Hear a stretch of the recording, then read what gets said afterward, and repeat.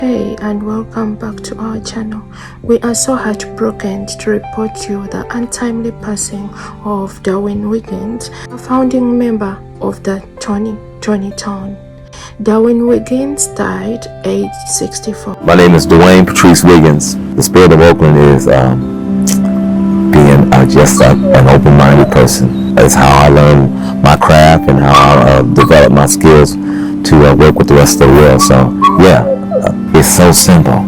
If you let life work, it's simple. But if you try to resist it, you're gonna have problems. It is what it is.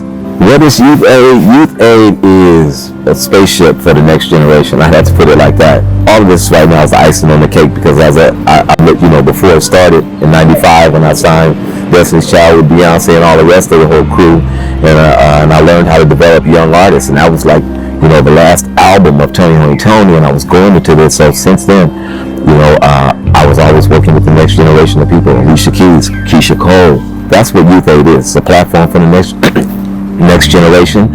And so we have our summer camp, which is called TSM, Tony School of Music. And of course, you learn music theory, whatever, but we teach you the game. Youth Aid provides entrepreneurship, music, tech, and health. Youth Aid takes place in East Oakland at this point, but it has taken place all over Oakland, pretty much from working with the mayor to working with all of, pretty much the last 3 or 4 mayors have been working with my nonprofit. Mind you, Youth Aid started in 2012, I'd say 2013, when I moved back from Los Angeles back to Oakland and landed in the compound of Ed Anderson, who did the music to Miss Pac-Man. You know what I'm saying? So I came back with a whole nother vision, not just music driven, tech driven, and health. And that's how that came about. Some of the unexpected hurdles is that you think that having a nonprofit is just you get a lot of money and people donate it and this, that, and the other.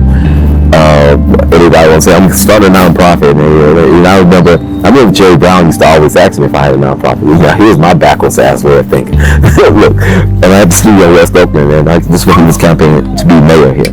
What I found out is you have to really be organized to have a nonprofit.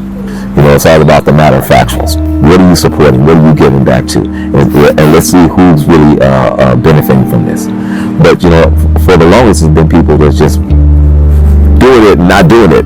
I've been doing the service and not having a nonprofit, and that's what makes it dope. I really understand the theory of how you get into the next generation's mind and feed the passion and education. I look at it entirely different. I'm going to go to school looking at the grades, but that A to F, you go in there and get the game and we apply it to you.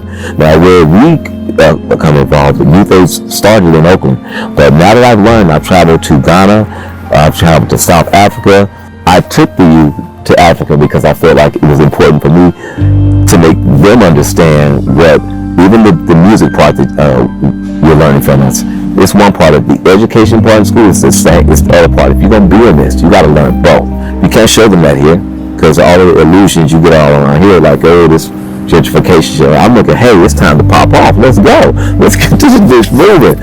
We can be in Nigeria, and it's the town. We be a little Shane Kuti, being in corners and doing things, and then being around a lot of love where people feed each other the right energy, and that's your money.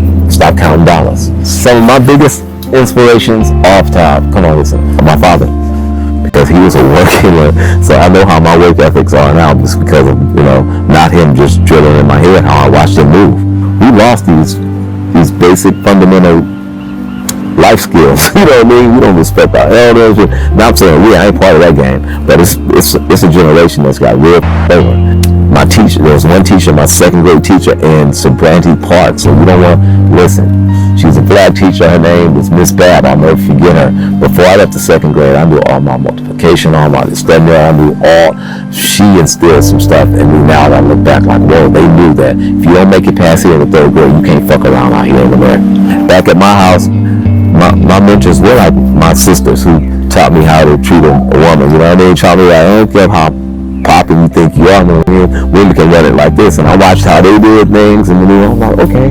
Youth Aid does 3 productions, and the reason I say that is because even my summer camp, kids are coming in for the education part, but I'm giving them production. I'm about to produce TLC or this, the other. They don't know that.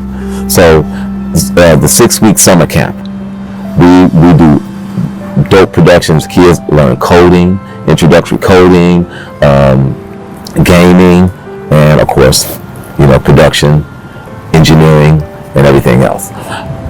After that, we do Taste of Oakland, which is coming up. That's a big event that whoever was part of our summer camp is part of the production of that, whether it's our vending, or whether it's stage setting up, or whether it's engineering, or whether it's merchandising part of it. But they just see how to be entrepreneurs and run game from the start and setting it up and executing. So that's the second thing. The third thing is the closeout thing that we've been doing with Yoshi's here in Oakland, which is our Christmas ceremony. We usually do 8 shows at Yoshi's, and that's 2 shows a night. Kids get a chance to be a part of that production. How do we choose what instrumental or what skill a kid is there to learn?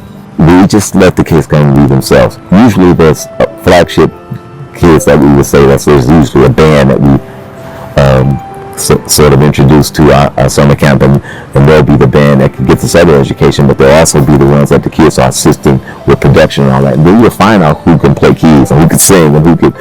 You'll find out, or just the managing person that's keeping all the notes and stuff. We basically throw them in there and find out what's their passion, if there's any passion at all. They just want to be somebody in the crowd. That's a big part of the game too. So there's some kids, but after a while they have the guitar lesson. Like, I don't want to play guitar. I'm like, I hear you. What you want to do? I just want to play the game. Well, there's a Pac-Man over there. Go, you know what I'm saying? Go play the games then. Either way, you're always winning. There's no losing in this thing right here. Just let life live. So people can donate by, youth8nonprofit.org. Look us up. We got a lot of things we're involved in, and it's productions that are right here in Oakland, but they're reaching outside of Oakland. According to family reports, the founding member of the RnB group, Tony Toni Tone, has been privately battling bladder cancer, and he was reported dead yesterday by his family in a statement. Even through his struggles, D'Wayne Wiggins has always been committed to his service, his family, and the entire community, according to the statement from his family. D'Wayne Wiggins rose to prominence in the 1990s with his R&B soul band, the Tony Toni Tone. He will be remembered for his hit Eyes Never Lie and so many more. We all know that D'Wayne Wiggins' music impacted a lot of lives, and he wasn't only a singer, guitarist, or songwriter, but he was also a philanthropist that always tried his best to help and shape the lives of other people. His legacy shall forever live on, and he shall never be forgotten in our hearts. His family requested for privacy in this difficult time. Let us know what memories that you have when it comes to D'Wayne Wiggins, but he'll also be remembered for loving his community and for the spirit of Oakland. What have you learned from this video? And as you send out your condolence messages in the comment section, kindly keep these comments respectful. We promise to keep you updated in case there is anything that is officially reported from his family and the funeral reports. And as you do that, please consider subscribing and turning on the bells to Touch News Media so you don't miss out on anything that we upload. I love you guys, and please keep safe. Bye bye.